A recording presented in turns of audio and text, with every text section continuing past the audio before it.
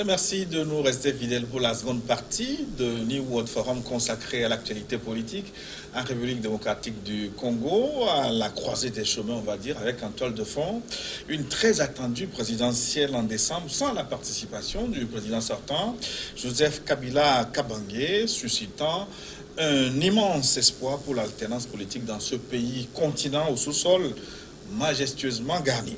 Notre invité, disons plutôt une sommité, un poids lourd dans l'arène politique africaine. Edem Kodjo, bonjour. Bonjour.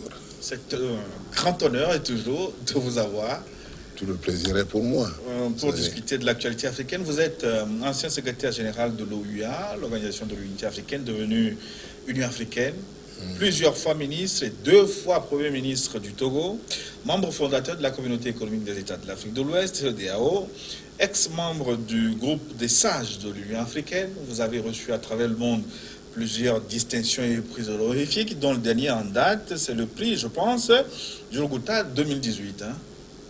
Et puis président fondateur de Pax Africana, qui est une fondation à but non lucratif à vocation internationale, dont l'objectif, si je ne m'abuse, est de garantir la paix et le développement en Afrique par la construction de l'unité africaine. C'est ça.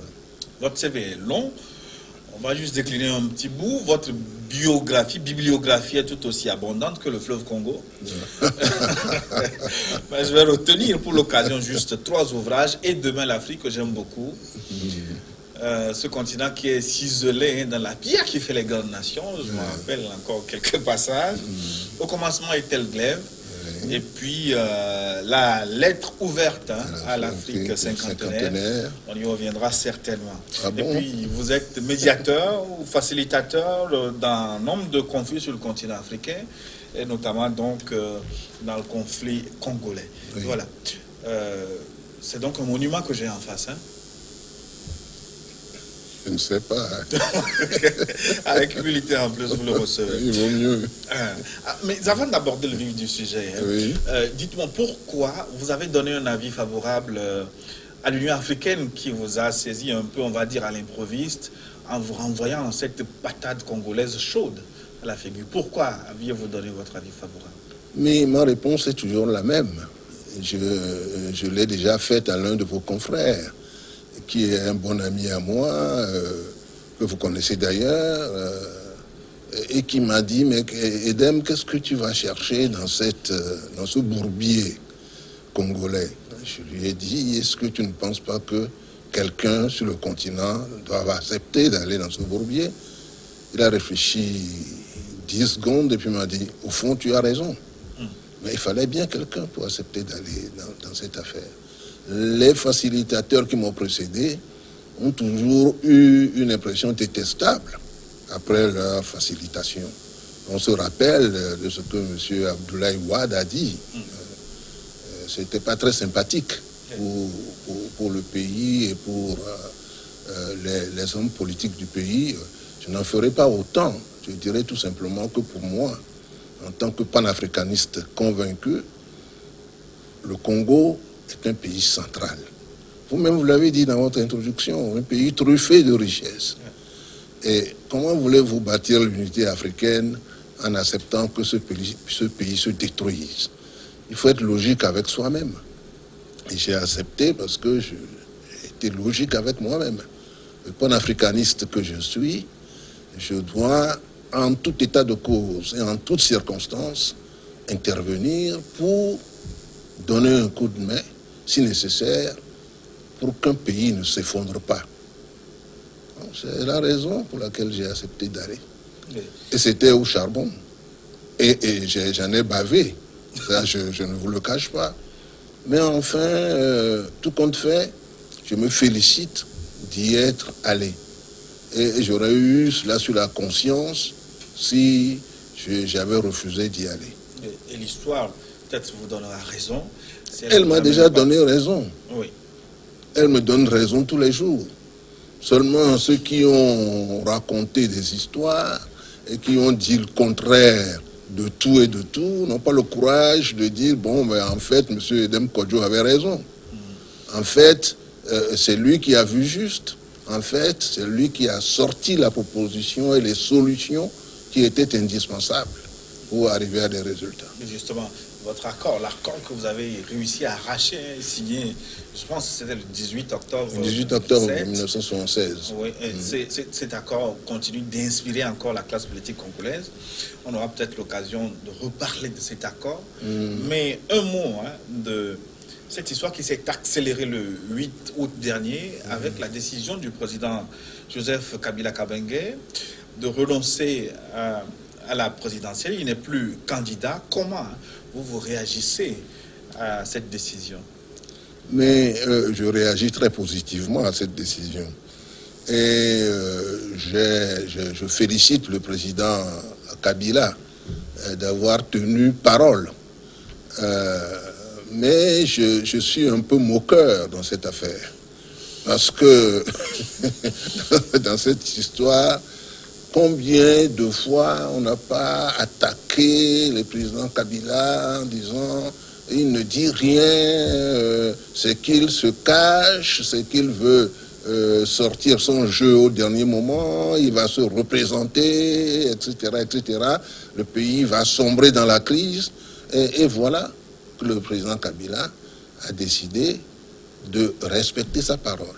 Une fois, il a dit je vais respecter la constitution congolaise. Mais c'est plutôt énigmatique, dire qu'il va respecter la constitution congolaise. Mais c'est une façon de répondre à la question, est-ce que vous y allez ou pas? Puisque la constitution congolaise dit clairement qu'il n'y a pas plus de 2 mandats. Donc, quand quelqu'un, vous lui posez la question, est-ce que vous allez vous représenter? Et qu'il vous répond, je vais respecter la constitution congolaise, il vous a donné une réponse. Ceux qui mettaient tout cela en doute était très convaincu du contraire. Il savait très bien que Kabila disait qu'il n'allait pas se représenter. Mais il préférait mener une cabale d'enfer dans toutes les dimensions, dans tous les secteurs, pour dire non, non, ça ne se fera pas, il va, et maintenant, alors, non, il faut avoir aussi le triomphe modeste, mais il faut aussi avoir la défaite lucide, n'est-ce pas? Parce que quand j'entends dire aujourd'hui que on a gagné parce qu'on a fait des pressions sur Kabila et que Kabila a fini par céder aux pressions, mon vieux, il faut quand même voir les choses en face. Kabila a décidé de le faire et il l'a fait. Oui, vous, à quel moment vous avez senti qu'il a pris la décision de ne plus se représenter? C'est une excellente question. Je vais vous dire précisément quand. Le 18 octobre, on signait l'accord de 2016. On signait l'accord à la cité de l'OUA, à Kinshasa. Et on a convoyé cet accord au président Kabila. Il a gardé le dossier pendant 2 semaines.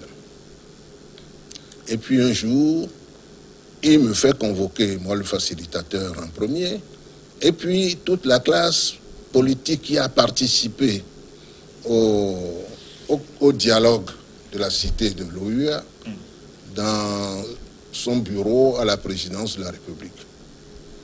Et là, avant que je ne prenne la parole, il m'a dit, monsieur le facilitateur, je dois vous dire d'entrée de jeu que le texte que vous m'avez fait parvenir et que j'ai gardé 2 semaines, je l'ai étudié minutieusement et je peux vous dire qu'à partir de ce jour, ce texte est le mien. Ah bon, il a dit aussi clairement que ça. Aussi clairement que ça. Je n'étais pas seul. On était une 50aine, minimum dans son bureau ce jour-là. Puisqu'il a reçu toutes les parties ayant participé au dialogue avec moi. Donc pour moi, c'était clair. Et plus je l'entendais parler, et plus j'entendais aussi les gens vociférer dans tous les secteurs, plus ma conviction était faite que le président Kabila allait tenir parole. Mais surtout que l'accord finalement signé avec la médiation de la CENCO n'était pas aussi différent que la copie que vous avez rendue le 18 octobre. Il n'était différent en rien. Sauf que la CENCO a décidé de nommer le Tshisekedi, le feu Tshisekedi, à la place qu'occupe aujourd'hui M. Olenga Koy. C'est à la tête du comité de suivi. C'était à part cette affaire personnelle, cette personnalisation de cette position, il n'y a rien qu'on ait ajouté à l'accord qui a été négocié avec M. Kodjo. Absolument rien. Donc, le fond du problème, c'est que jusqu'à ce que nous finissions cette négociation, il y avait des tranches de l'opposition de l'opposition congolaise qui ne voulaient pas entendre parler de l'accord. Ils l'ont peut-être même pas lu, mais ils ne voulaient par principe pas se ranger à cet accord. C'est là que peut-être la Cinco a eu un rôle positif en disant « moi je vais leur parler et je vais les ramener ». Ils n'ont jamais pu les ramener jusqu'à la fin de ma mission. Mais c'est quand j'ai rendu ma copie et que je m'apprêtais à partir que l'idée d'un second dialogue a fait jour. Mais cette idée d'un second dialogue, quand j'y pense, ça montre bien que l'Afrique n'est pas elle-même. C'est désolant. J'ai appris beaucoup dans cette crise congolaise. L'Afrique n'est pas elle-même. C'est des idées qui étaient cogitées dans certaines arènes non africaines. Ben, vous le saviez depuis. En disant quand il aura fini son dialogue, on va en faire un autre. Moi, je voyais tout cela de façon... C'était plutôt triste pour le continent africain. Oui. Mais le renoncement de M. Kabila, quoi qu'on dise, hein, est-ce que c'est le fait des pressions multiformes, les pressions extérieures, pressions de l'Église catholique? Est-ce que ce sont ces pressions conjuguées qui l'ont fait plier finalement, ou une décision personnelle, une conviction personnelle? Je vous dis, en octobre 2016, le président Kabila m'a parlé et j'en ai conclu qu'il allait tenir sa parole. Pourquoi vous faites les événements, aux paroles d'un politique? Les événements dont vous parlez se sont déroulés après. Les manifestations dans les rues et tout cela s'était déroulé après. Des pressions, il y en a eu de tout genre. Je ne dis pas qu'aucune pression n'a eu un effet quelconque sur le président Kabila. Je ne dis pas cela. Je pense que Mme Halley, qui représente les États-Unis auprès du système des Nations Unies à New York, je pense qu'elle a eu, il y a 6 mois environ, un entretien avec le président Kabila qui a dû être aussi porteur.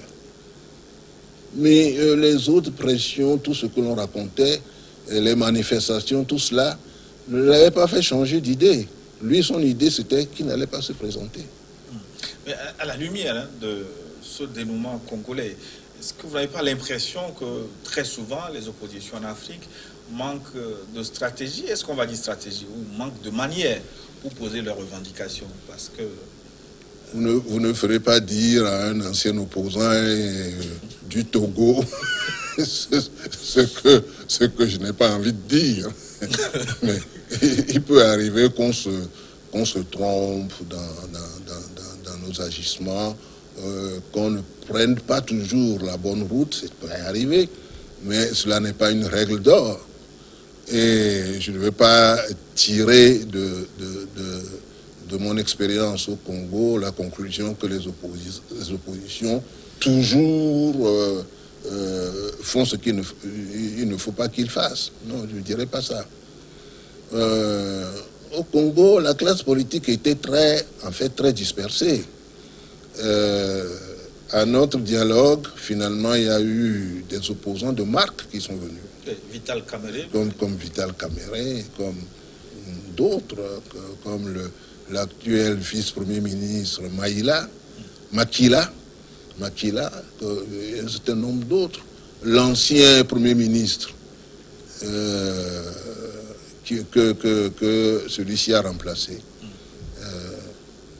c'était quand même aussi quelqu'un du parti de Tshisekedi et était très très actif à l'Assemblée nationale. Mais tout ce monde-là était au dialogue. Mais il y avait une frange qui ne voulait pas en entendre parler. On se demande d'ailleurs pourquoi. Parce que je ne vois pas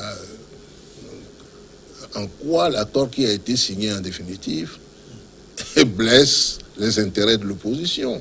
Sinon, ils auraient remanié cet accord complètement. Oui. Ils n'y ont pas touché. Donc ça montre que c'était la bonne cause qui a été défendue pour l'intérêt du Congo et pour la nation congolaise. Oui. Et non pas pour des individus. Mais en un mot, comment vous avez réussi à rapprocher les points de vue de ces Congolais très dispersés, vous l'avez dit, ennemis depuis le commencement comme Maurice et Babounas dans votre ouvrage au commencement était le glaive. Quelle était la recette? Comment avez-vous fait? Mais ce n'est pas la première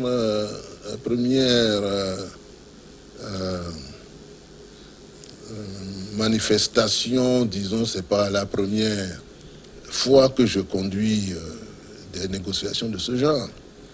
On finit par avoir une certaine expérience. J'ai souvenance qu'un jour, n'en pouvant plus, j'ai enfermé les camarades dans une salle et puis j'ai dit, bon, ben, vous ne sortirez pas d'ici tant qu'on n'aura pas trouvé de solution. Et effectivement, nous avons trouvé une solution ce jour-là. Mais ce n'était pas évident quand on avait ouvert la séance. En privé ce jour-là. C'était une séance qui n'était pas ouverte à tout le monde. On a pris les ténors et on voulait arriver à un accord. Mais on l'a eu. On l'a eu parce que bon, ben, le médiateur n'a pas laissé la place et l'opportunité de faire autre chose que de trouver une solution. Et on l'a trouvé. Donc il y a quand même, on finit par avoir une certaine expérience, on sait comment procéder, on fait des suspensions de séance, on prend un petit comité qui se réunit à part, on va de groupe en groupe, on arrive peu à peu à faire émerger une solution lorsque les positions sont diamétralement opposées. Au fond, c'est quoi le problème congolais, Madame Kodjo? C'est une bonne question. Le problème congolais aujourd'hui, c'est d'arriver à un système politique stable. C'est pour ça que les élections de décembre sont très importantes et qu'il faut tout mettre en œuvre pour les réussir. Et là, je pense qu'un travail considérable a été fait par la CENI, mais tous les raffinements qui sont encore nécessaires doivent être opérés de façon que nous allions à des scrutins qui soient des scrutins acceptables par tout le monde. C'est illusoire souvent en Afrique de dire un scrutin acceptable par tout le monde. C'est rare de trouver un scrutin acceptable par tout le monde comme ça sur notre continent. Mais enfin, plus ou moins acceptable. Et ça, on le peut. Si les résultats sont bons, si on élit un président de la République convenable et acceptable par tout le monde, plus ou moins, alors le pays commencera à retrouver ses repères et on pourrait alors se lancer dans des systèmes de pacification dans les zones. Il y a encore des zones où il y a des rébellions larvées qui se manifestent quand on ne s'y attend pas du tout.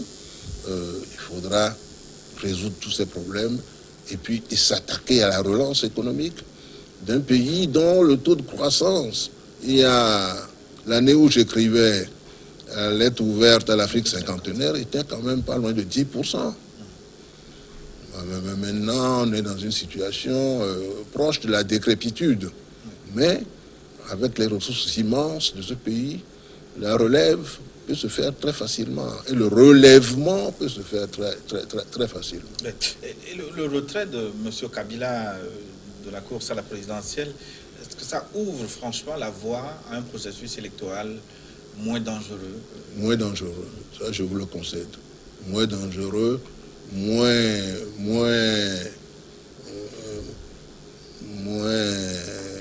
agressif et plus convenable.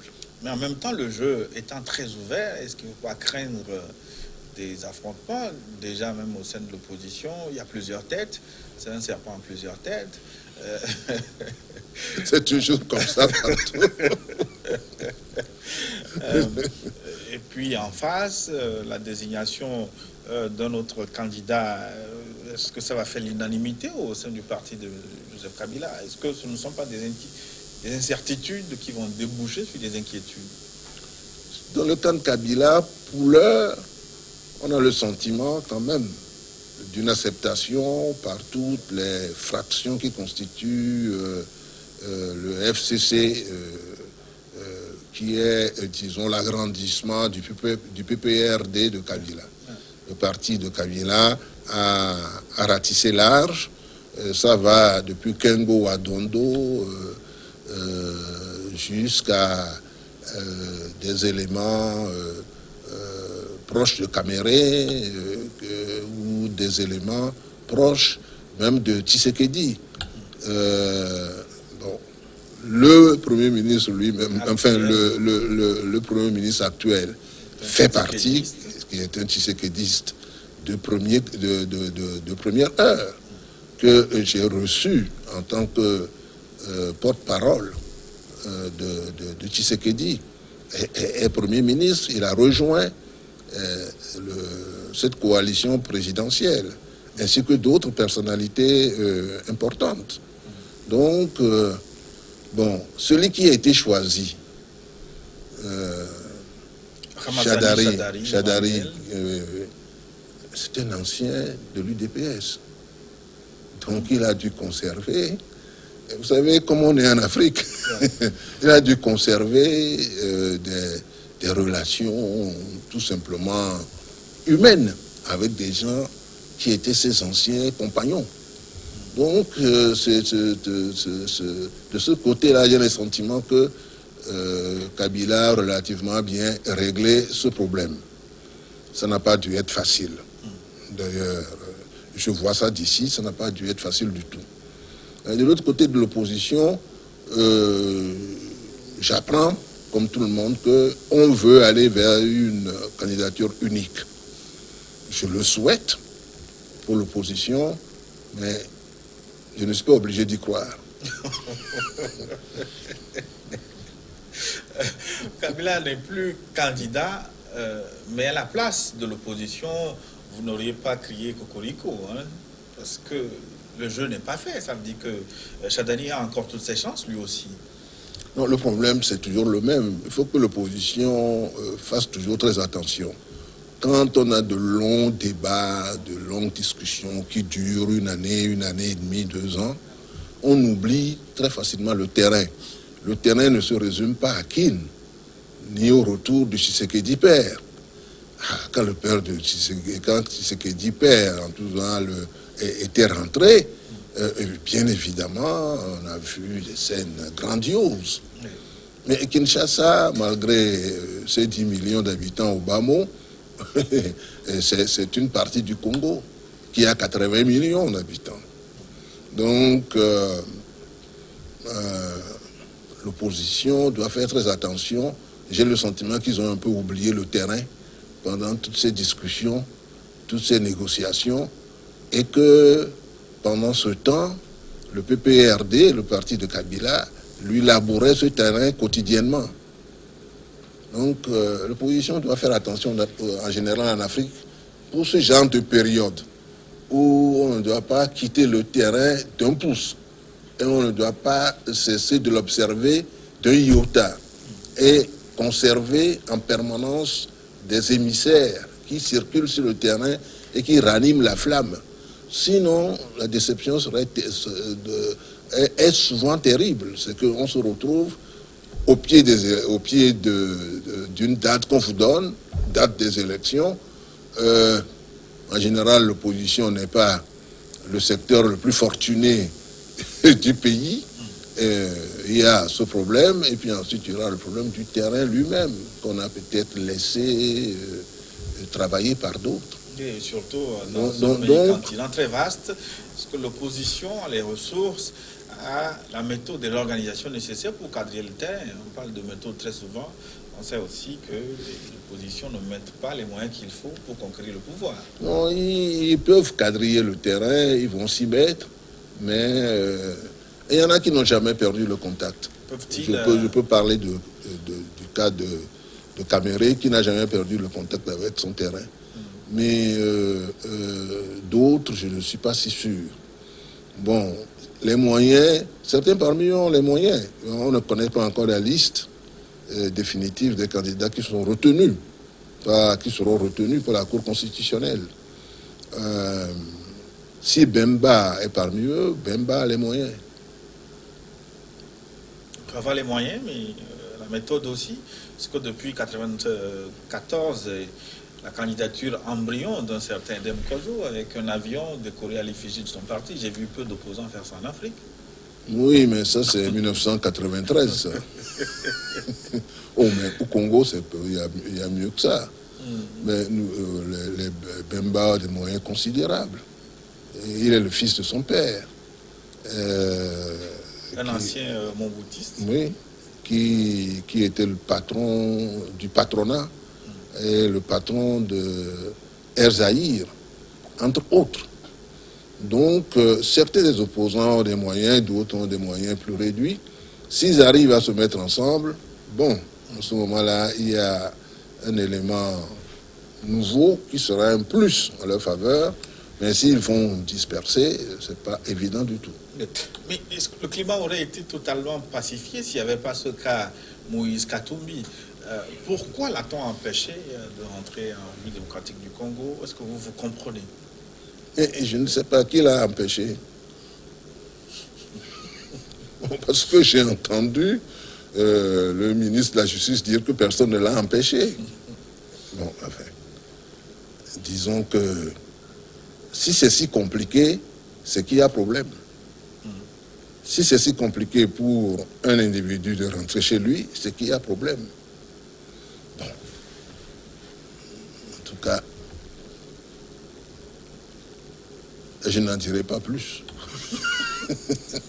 C'est Dem Kojo, Pierre Nkurunziza hier et Kabila aujourd'hui, qui n'est plus candidat. L'Afrique centrale est-elle finalement réveillée par votre lettre ouverte à l'Afrique cinquantenaire? J'en aurais été tellement flatté. J'étais sûr que c'est la lettre ouverte à l'Afrique cinquantenaire qui les a réveillés.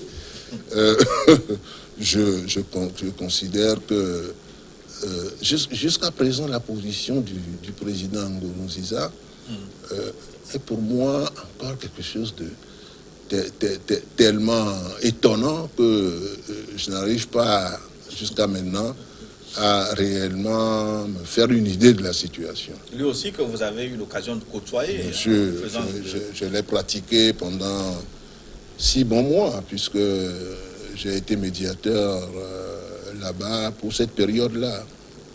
Après quoi, l'Union africaine a jugé qu'il serait plus indiqué de désigner un chef d'État de la sous-région pour s'occuper de ça.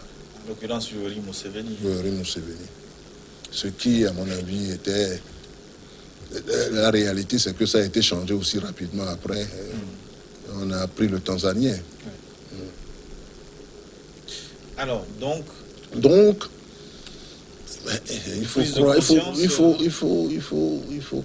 croire que quelque chose bouge, parce qu'on a toujours tendance à considérer toute cette partie du continent comme le ventre mou de l'Afrique, ventre mou sur le plan politique, ventre mou sur le plan économique, puisque la CEAC, malgré la sympathie qu'on a pour elle, n'est pas encore tout à fait sur la voie de la constitution d'une communauté économique capable de rivaliser avec la CEDEAO, par exemple.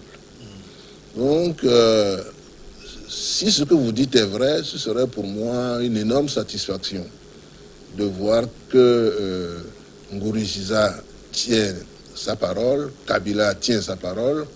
Ce sera un frémissement important dans la sous-région Et ce serait très positif pour le continent africain. Et qu'est-ce qui agite cette Afrique-là?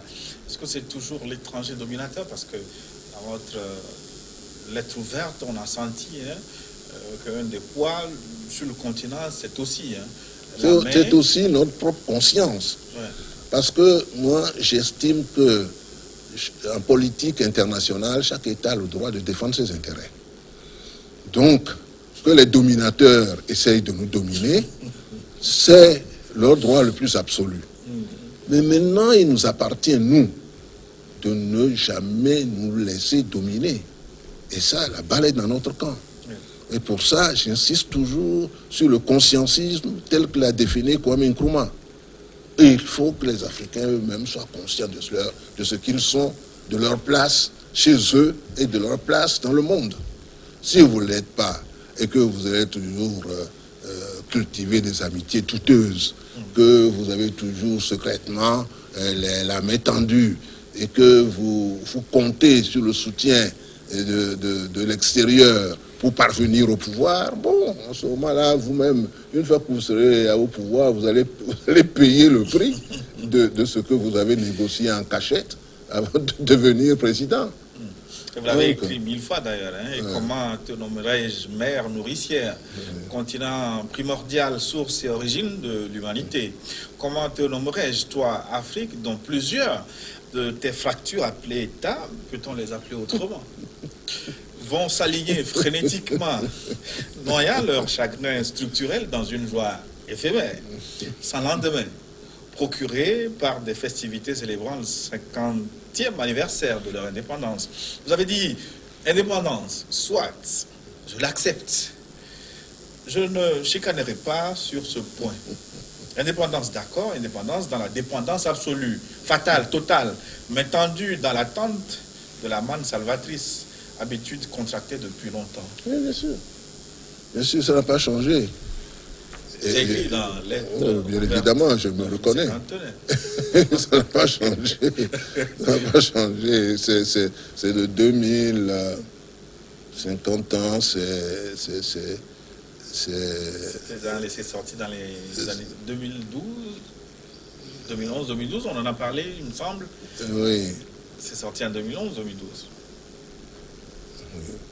Mais quelle que soit la date, la réalité, et demain l'Afrique, c'est 85. Et c'est toujours d'actualité. Oui, c'est 85. Mais si vous lisez attentivement et demain l'Afrique aujourd'hui, vous retrouvez la pertinence d'une analyse qui a été faite il y a plus de 50 ans, il y a 40 ans. 85, au moins 30 ans, n'est-ce pas? Au moins 30 ans. Cette analyse est toujours valable.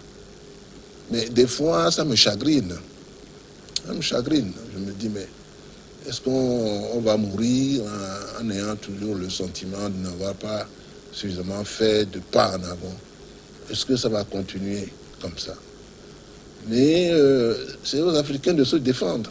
Les autres sont toujours à l'affût. Les autres essaieront par 1000 manières de vous déstabiliser, par 1000 manières de conserver leurs privilèges sur vos ressources naturelles.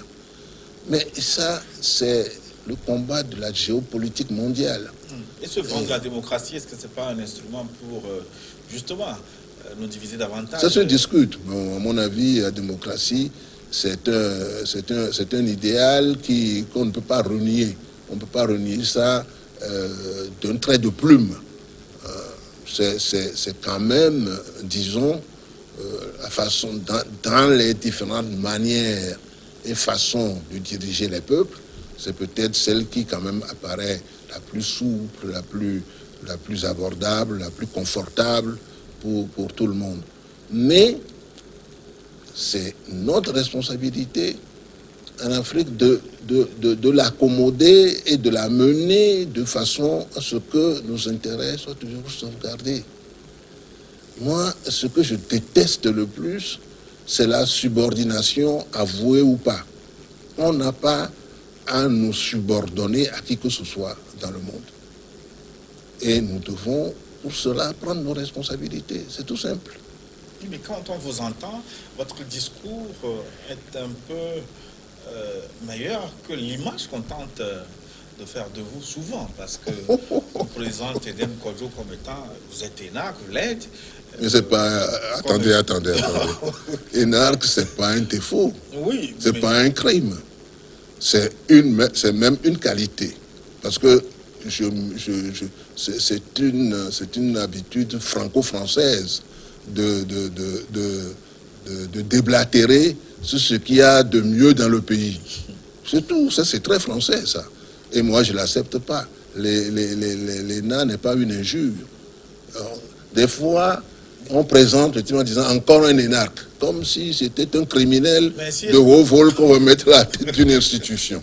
Enfin, tout de même. Vous n'avez pas été formaté pour servir les intérêts justement de la métropole. J'ai été formaté pour servir les intérêts de l'État. Point. Et non pas de l'État français. Vous avez bien compris? J'ai été formaté pour défendre les intérêts de l'État. L'État togolais, l'État africain, oui, j'ai été formaté pour ça.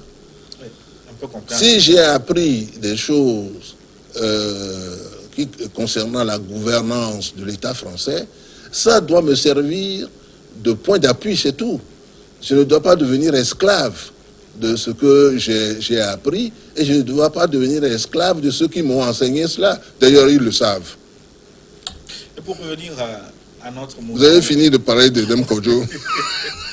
On ne finira jamais de parler d'Edem Kodjo, personnage immense. Pour revenir donc au Congo, vous avez, dans une déclaration, après le retrait d'Edem Kodjo, estimé... Après le retrait de Kabila. Le retrait de Kabila, pardon. Vous avez estimé qu'un jour nouveau se lève sur ce pays continent. Oui. Oui. Est-ce que vous n'allez pas trop vite en besogne? Le jour nouveau se lève, mais il faut en faire quelque chose de ce jour.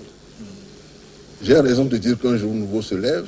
J'ai raison d'être optimiste. J'ai raison d'être optimiste, mais qu'est-ce qu'on fera de ce jour? Ça, c'est une autre paire de manches. Et c'est là que la responsabilité des Congolais commence. Et quel rôle doit-il jouer maintenant, Joseph Kabila, pour que ce jour nouveau conduise à un dénouement définitif de cette crise congolaise? Non, je crois que Kabila, il restera à l'arrière-plan. La constitution congolaise est très claire. Il sera sénateur à vie même. Dans la nouvelle assemblée, le nouveau Sénat, il sera sénateur à vie. Il aura une place dans la nation. Ce que je propose depuis des années à des oppositions d'Afrique, notamment d'Afrique de l'Ouest. Je ne veux pas que vous suiviez mon regard. Il faut des garanties absolues à ceux qui ont eu la chance de diriger les pays. Garantie de sécurité, garantie disons même de protocole, garantie de place dans la nation. Mais les Congolais sont en avance sur nous, puisque eux, ils ont prévu que leur chef d'État ancien sera sénateur à vie. Un sénateur, c'est quand même une personne. Et en plus, Kabila, lui, il reste à la tête de son parti, pour le moment en tout cas. Ce qu'on peut demander, c'est que le parti se comporte convenablement, que les autres partis aussi se comportent convenablement, et qu'on ait à jouer le jeu démocratique désormais. Puisque c'est Kabila qui faisait, dit-on, obstacle à ce jeu démocratique. Donc maintenant qu'il n'est plus là, faisons les choses et jouons le jeu démocratiquement.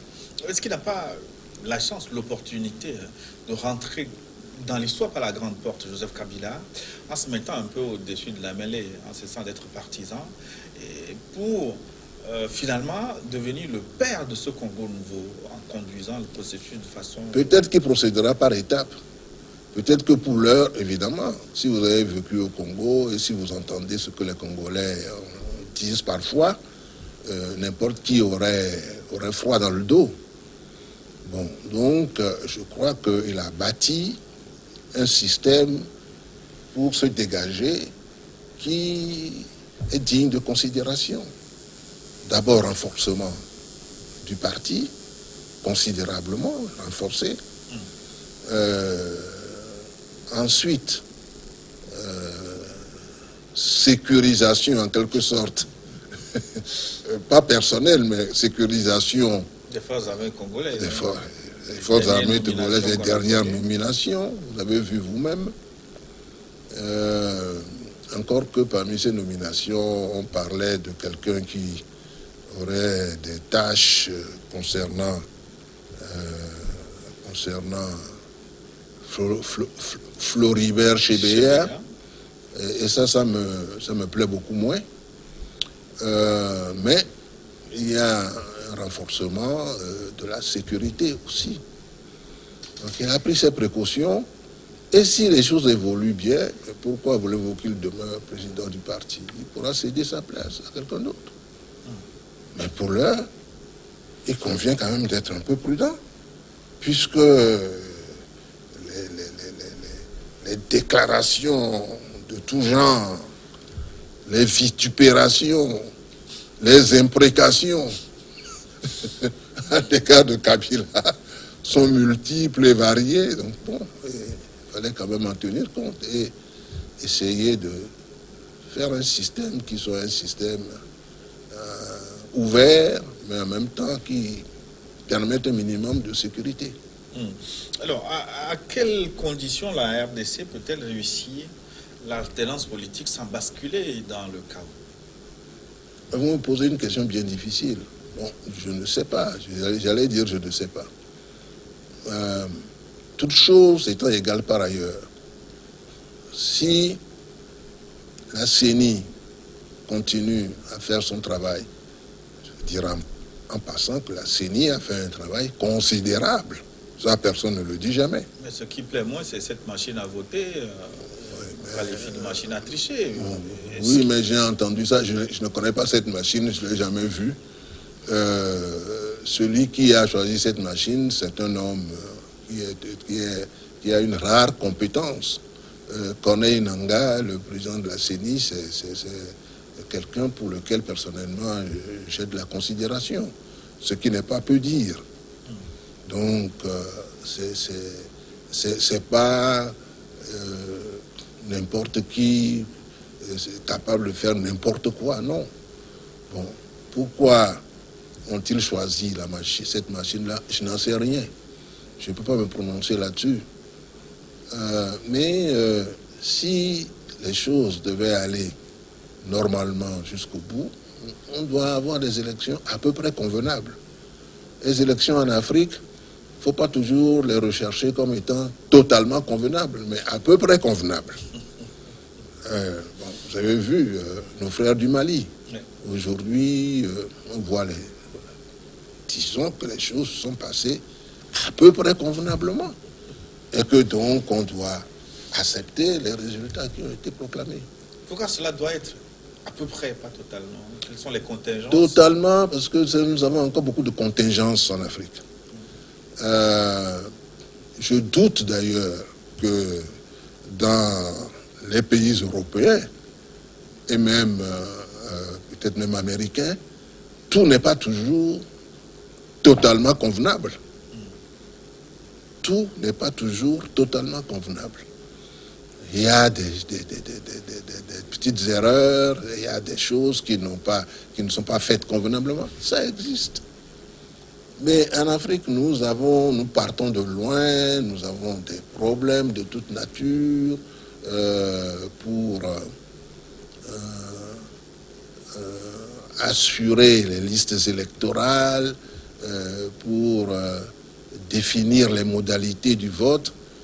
Mais combien de fois, avec M. Maïdam qui m'accompagne dans toutes mes missions là, nous ne sommes pas entrés dans les bureaux de vote où les urnes n'étaient pas scellées comme il faut. Combien de fois nous ne leur avons pas appris comment On scelle l'urne. Bon, les gens qui étaient dans le bureau de vote, ce n'étaient pas des voleurs. Ils n'ont pas fait exprès, ils ne savent pas. C'est tout. Et il fallait leur montrer comment on scelle les bureaux de vote. Donc bon, on revient de loin. L'essentiel, c'est que, quand même, dans une large mesure, les choses soient convenables.